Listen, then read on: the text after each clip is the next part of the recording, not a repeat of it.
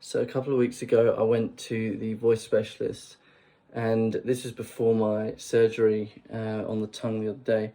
And he said to me, "Well, your larynx is really, really high. That's your main problem." And I guess for me, because I always knew my larynx was high, I guess I just didn't really realize how bad the situation was with regards to that. But thankfully, it's something you can train. So there's some exercises that we've been working on with my operating vocal coach to get the most resonance. And she was basically saying that O and U vowels are the best for getting your larynx down, because like O, U, whereas like E,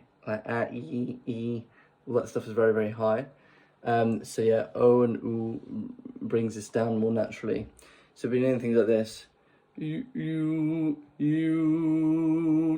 and then what you'll notice with that is that, and it does take a couple of times to do it, so I wouldn't necessarily expect to get a really good sound the first time you do it, but definitely the second or third time you should be able to do this. So yeah, things like you or ru, or you can even fry into it. The point is you want to have that really low larynx, and then you're kind of in a state where it's a lot easier you'll find that it's a lot easier to rise up into your mixed voice and get it resonating. So for example, this you, like that's a lot better than you, like I don't know if you can, like you definitely hear it when you're doing it yourself, but it's like it becomes really, really straightforward, and it's like it's so easy to get into that place. But literally that comes all from getting that larynx down. It's like the only thing that I was not like accounting for in a way, which seems a bit silly, because as I said, like I knew I had a high larynx, I just didn't realize how bad the situation was.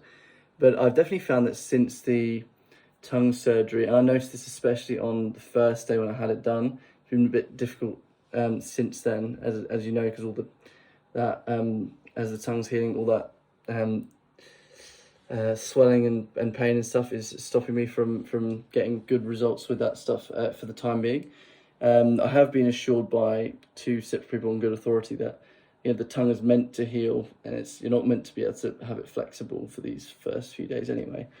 But I guess I'm just hopeful it's going to get back to how it was on Thursday when I had it done, because it felt pretty amazing to get that all sorted out. But anyway, back to singing. I found that I could definitely do higher notes, and I was told this before having the surgery done by a top speech pathologist in New York via my opera singer, who and they're in contact. And I've definitely found that's the case. Like when I go up, I find that because the tongue's like able to move a bit freer, and again, it's going to get better in the next few days, weeks, etc. I think it's up to 4 weeks that your tongue needs that time to heal. But yeah, I've definitely found that I'm able to hit high notes in there right at the top mix. But yeah, literally like the high larynx stuff. Getting that larynx lower with O's and U's really, really, really helpful. Can't really recommend anything else other than just work on that for the time being. But yeah, so this you,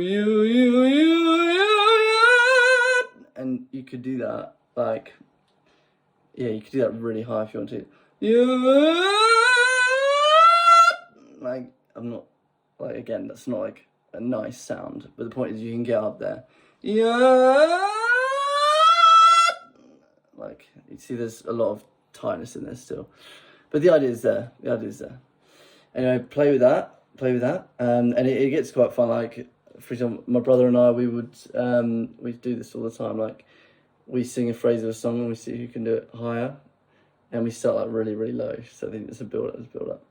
And before the tongue surgery, he would win every time, and now I win at least half the time.